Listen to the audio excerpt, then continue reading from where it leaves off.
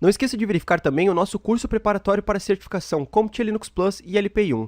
O curso conta com mais ou menos 12 horas de aulas, com 2 e-books de apoio escritos por mim e mais 2 simulados com mais ou menos 200 questões cada um.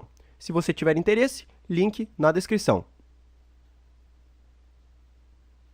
Fala aí pessoal, sejam muito bem-vindos a mais um vídeo, e no vídeo de hoje a gente vai falar sobre o famoso systemd ou systemd, que foi um vídeo até bastante pedido aqui no canal pela galera, então deu um pouquinho de trabalho para aglomerar esses conteúdos, né, estudar esses conteúdos, trazer mais e tentar deixar da forma mais didática possível, mas eu vou tentar passar aí tudo que eu sei hoje para você. E primeiro a gente vai começar falando sobre o que é o systemd, o que ele trouxe de novidade, e depois a gente vai pro terminal fazer na prática, ver alguns utilitários dele para você entender melhor e pegar melhor esses conteúdos, fechou? E para você saber isso aí um pouquinho melhor, um pouquinho mais detalhado, a gente vai ter que voltar um pouquinho no tempo, quando existia o sys5. É isso mesmo, tá pessoal? É sys5 e não sysv. Então o sys5, ele foi o primeiro gerenciador de inicialização que surgiu no Linux, tá? Quando eu comecei a trabalhar com Linux, acho que foi lá em 2014, eu comecei utilizando o Debian Squeeze, que era a versão 6, e ainda utilizava o sys5, tá? Eu me senti um pouco perdido nesse começo, porque era algo um pouco complexo começar diretamente, trabalhando com scripts e tudo mais.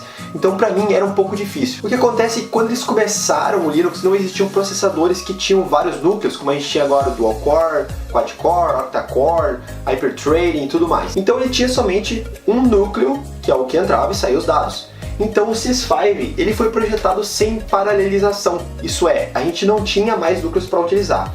Então quando chegou os próximos processadores, o sys5 ele não conseguia colocar os dados em outros núcleos, fazendo dele um sistema muito mais lento. Mesmo que o hardware fosse bom, a configuração dele em si, o método como ele foi projetado, ele não foi projetado para trabalhar com esse tipo de processador. Se eu tiver errado, o Gabriel do Toca do Tux vai me corrigir, tá? Sobre essa questão mais histórica. Então a gente tinha essa dificuldade depois quando surgiu esses tipos de processadores e a gente precisava de uma outra solução. Outro problema bem comum que eu enfrentei, tá? É que assim, a gente utilizava, por exemplo, o Debian, e quando a gente ia migrar para um Red Hat, ia ter que utilizar uma outra distribuição, era outro mundo praticamente. Por quê? Porque o método de gerenciamento de inicialização era diferente. No Debian a gente tinha o update-rc.d, então esse programa que é o que gerenciava os programas que iniciavam com o sistema. E se a gente ia para o Red Hat, tinha lá o tal do chkconfig. Então eram dois utilitários totalmente diferentes. Sem contar que a gente trabalhava antes com o run level, tá? Que é o nível de execução do sistema. Por exemplo, o run level 0 seria desligar o sistema, o level 6 é rebootar o sistema. E os outros run levels, por exemplo, 2, 3, 4, eles variavam de distribuição para distribuição. Então não tinha um padrão. Então sempre que você migrava era outro mundo, e eu enfrentei isso, porque eu tive esse tipo de dificuldade. Então esse foi um outro problema que o systemd veio para corrigir. Então deixa eu só fazer um desenho do que é o systemd para você entender. Então esse desenho aqui é só para você ter uma ideia do que é o systemd e qual a abrangência dele, tá? O systemd foi criado pelo time da Red Hat e foi altamente implantado em diversas distribuições, por ele ter paralelização, isso é, um desempenho muito mais alto que o sys5, tanto que o Jefferson do canal SlackJeff, que utiliza o Slackware, que utiliza o sys5, fala que realmente o desempenho de boot do Slackware é muito pior do que um sistema que utiliza o systemd por conta disso, tá? Por ele não ter paralelização. Então para você ter uma ideia aqui, esses aqui são vários utilitários que estão dentro do pacote do systemd. Então ele não é somente um gerenciador de inicialização. Por exemplo, a gente tem o systemctl, que é o que gerencia os serviços do sistema, onde a gente pode habilitar durante o boot, desabilitar, iniciar o serviço, parar o serviço, rebootar, faz toda a parte do gerenciamento dos serviços mesmo. A gente tem o timedapectl, que facilitou a mudança de horário, time zone, linguagem, tudo a gente faz por aqui agora. Então, em cada distribuição às vezes era diferente, ou você tinha que fazer pelo comando date, ou setar uma variável ambiente, então era uma confusão.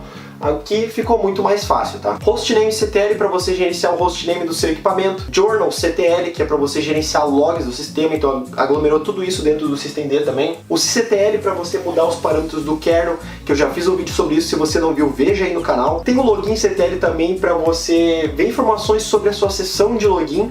Eu mostro isso lá no artigo da diferença entre o X11 e o Wayland, que está lá no blog, então dá uma olhada aí também. O bootctl para você gerenciar questões de boot e diversos outros, tá? Tanto que o daemon de network, ou seja, da parte da rede, também está dentro do systemd. Então o systemd, além de gerenciador de inicialização, ele trouxe todas essas features para dentro dele. Então ele criou todo um padrão, certo?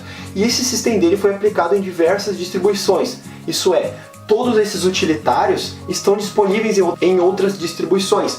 Então se eu faço a mesma coisa no Debian, eu consigo fazer a mesma coisa no Red Hat, porque ele também utiliza o systemd. Então fica muito mais fácil de você migrar e fica muito mais fácil de você ter um alto desempenho por ele ter paralelização. Então, na minha humilde opinião de usuário final, o systemd ele é uma beleza. Para mim funciona que é uma beleza, eu consigo ter um padrão, eu consigo aprender e utilizar em outras distribuições, mas existem os pontos negativos, que é mais na parte dos desenvolvedores que eu escuto, né, esse pessoal falando que o systemd ele quebra um pouco da filosofia do Unix, que é keep it simple, ou seja, mantenha simples. E como o systemd ele aglomera muita coisa, ele acaba quebrando o padrão do Unix. Então isso é uma coisa que a galera mais roots, né, e os devs acabam falando que realmente prejudica. Eu não sei porque eu não sou desenvolvedor dessa parte e talvez eles estejam certos, mas para mim como usuário final é uma beleza, funciona tranquilamente bem. Talvez em servidores isso seja diferente, né? Eu sempre utilizei com o systemd, mas talvez teve muitas pessoas que eu vi na internet que tiveram problemas. Por ele crashar uma parte do systemd, ele acaba quebrando todos os outros, né? Por ele fazer parte de um grande pacote. Então isso é um dos problemas que pode acarretar. Mas é isso aí, pessoal. Espero que você tenha entendido mais ou menos o que é o systemd, né? O que ele trouxe de vantagens. Qual que é a minha opinião, qual que é a opinião das outras pessoas, por que talvez não seria bom e por que seria bom, tá? E vamos ver na prática agora algum desses comandos aí para você ter uma ideia de como você consegue gerenciar. Você já deve ter notado que tem um padrão aqui que tudo termina com CTL. Sim, geralmente tudo que termina com CTL é um utilitário que faz parte do pacote do systemd, tá? Então vamos ver na prática isso funcionando agora. Então, pessoal, vamos dar uma olhadinha agora nos utilitários do systemd, começando pelo mais utilizado, que é o systemctl, tá? Se você der um systemctl -h, você pode ver todas as opções que ele tem disponível. Realmente são opções pra caramba, tá? Mas eu vou mostrar aqui as mais normais, tá? Porque eu já falei disso em outros artigos aí do blog. Você pode ver lá no forfastest.com.br, tem conteúdo pra caramba sobre isso, tá? O systemctl eu posso utilizar com diversas opções, tá? A gente tem aqui, por exemplo, status, a gente tem start, restart, stop. A gente pode pegar qual que é o nosso target default, tá? Porque mudou muito da questão do run level, mudou para target. Se você não sabe a diferença entre eles, vai lá no meu blog forfastest.com.br, que tem artigo explicando sobre isso, sobre as diferenças do run level pro target, né? Quando colocaram o systemd. Então vê isso aí primeiro. Mas você pode, por exemplo, pegar o target default com o get default, então ele está pulando para o graphical.target. Você pode ver informações do serviço com status httpd, só coloca o nome do serviço, então está inativo. Se eu quiser iniciar, dou um start. Se eu quiser ver o status de novo, então agora ele já mostra ali em active running. Se eu quiser parar ele, eu só dou um stop. Se eu quiser reiniciar ele, eu só dou um restart. Então, é as mesmas opções lá do SV que a gente viu no Void Linux, né? Mas na questão do systemd. Então é sempre um padrão. E se você der o tab, se você estiver utilizando o Bash Complexion, você pode ver todas as opções disponíveis sem precisar entrar no manual dele, tá? Então o systemctl é mais a questão do gerenciamento de targets e de serviço. Outra coisa que a gente pode ver aqui é dar um man-k ctl, tá? Você vai ver tudo que termina com ctl possivelmente pertence ao systemd, tá? Então tem coisa pra caramba aqui. Eu vou mostrar só algumas, porque senão eu ia ficar aqui fazendo, sei lá, 10 vídeos seguidos. E um outro que eu acho muito importante, que facilitou bastante, é o timedate.ctl, para você gerenciar a time zone, ó. Então você pode listar as time zones, você pode colocar já um servidor NTP, sem precisar fazer muito esforço, colocar um time zone. Então, por exemplo, se eu der um timedate.ctl, ele mostra aqui, ó, eu tô na time zone da América, tá? Esse aqui é o horário, então 11h52, mas eu posso, por exemplo, facilmente dar um timedate.ctl e dar um list time zones, e aí eu posso pegar, sei lá, uma trilha aleatória aqui, Cairo, da África, e dar um timedate.ctl set time zone e colar aqui. Então se eu der um timedate.ctl de novo, o meu horário, ele mudou aqui pro horário do Cairo, que é 4h52, ó, mudou até aqui em cima já, e tá na time zone lá da África. Então ficou muito mais fácil, a gente não precisa criar link simbólico como tinha que fazer antes, e é muito bacana de utilizar. Outro uso é o hostname.ctl, que é basicamente colocar o nome, colocar uma identificação no teu sistema. Ele já mostrou que é uma virtualização, mostra a questão do kernel, arquitetura, inclusive a gente pode confirmar se essa versão está correta. Então está correto, está no 3.10, e a gente pode utilizar algumas opções, como por exemplo, a gente pode dar um set hostname e mudar aqui, por exemplo, de CentOS 7, a gente pode colocar alguma coisa, CentOS Mateus. Então se eu fechar esse terminal e abrir ele novamente aqui, tá? Ele mostra ali como CentOS Mateus, tá? A gente fazia isso antes por um arquivo, mas daí a galera tinha que saber sobre o Nano ou pelo VI, então assim ficou até mais fácil, mesmo que seja uma coisa um pouco irrelevante, mas de alguma forma facilitou. Depois a gente também tem uma ferramenta para o gerenciamento de logs, que eu falei, que é o journalctl, que se você der um ok, que você consegue ver todas as mensagens do sistema. Você pode ver que hoje, que na verdade aqui está no horário do Cairo, né? Então ele mostra aqui o que está acontecendo no sistema. Só que pode ver que ele está mostrando os últimos por baixo, né? E na verdade a gente geralmente quer os últimos por cima. Então a gente pode simplesmente dar um "-r" aqui, que ele vai fazer um reverse e vai mostrar os mais recentes em cima, tá? Tem diversas opções aqui que você pode personalizar. Eu acho uma ferramenta bem útil, tá? Porque ela aglomera os logs, a gente pode filtrar até pelos níveis lá do rsyslog.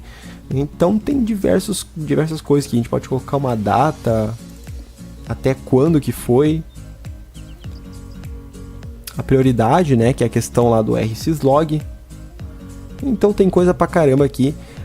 Claro que a gente também tem o Dmestre, né, que é uma ótima ferramenta, mas o journalctl realmente tem coisas que somente esse log pega e os outros não funcionam, tá? Então vale dar uma olhada nesse utilitário também. Depois a gente tem o sysctl, que eu não vou falar muito porque eu já falei isso no vídeo de parâmetros do kernel. Se você não viu, veja aí o vídeo, tá? Mas basicamente a gente pode alterar os parâmetros que a gente tinha que alterar manualmente lá no proc/sys, tá?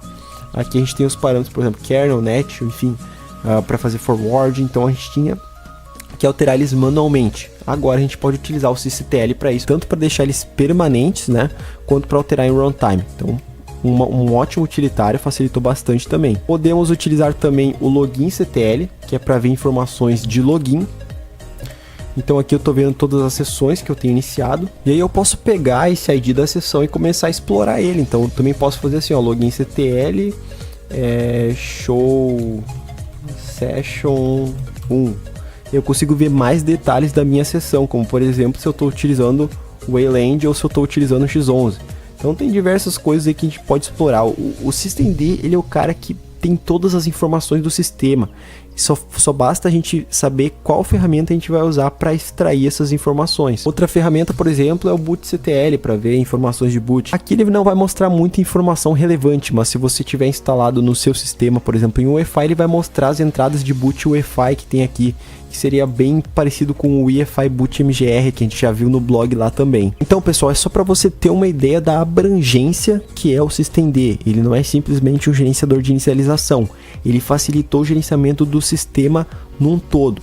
Lembrando, essa é a minha opinião, respeito a opinião de cada um utiliza o que quiser. Essa é a regra Linux. Para mim, isso aqui é uma beleza, funciona perfeitamente, nunca tive problemas e vou continuar utilizando e chamando a galera para utilizar. Beleza, pessoal? Então, por hoje era isso. É isso aí, então, pessoal. Espero que você tenha realmente gostado desse vídeo, porque deu um pouquinho de trabalho trazer esse conteúdo do systemd.